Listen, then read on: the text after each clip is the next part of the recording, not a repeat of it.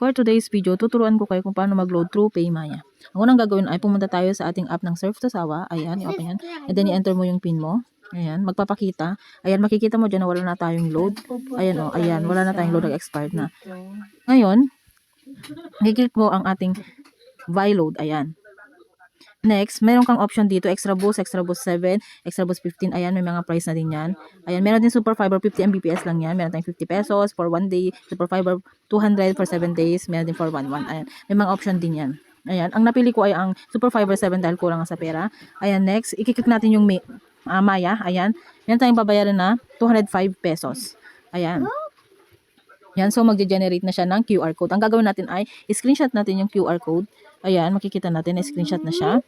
Next. Ayan, pupunta tayo sa ating Maribank. Maribank kasi yung ginagamit ko mga sis. Ayan. Ayan, makikita mo. Ayan. I-scan lang, i-generate lang natin yung QR code. Ayan. And then magre-redirect na siya. Tingnan nyo. Ayan o. I-upload lang natin yung generated na QR code. Ayan. And then mag-a-appear na siya. Ulitin natin. Ayan. So magbabayad na tayo. 204 pesos. Ayan. Magbabayad na tayo. Let's see kung may load talaga siya. Ayan. Next. Then i-confirm din natin. Okay. Ayan. Papunta na siya. Ayan. Tapos na. Payment successful na siya. Next is, pupunta tayo ulit sa ating app ng Surf to Sawa. Tingnan natin kung na-load na siya. Mag-appear na siya. Ayan, nag-appear na nga siya, guys. Ayan, o.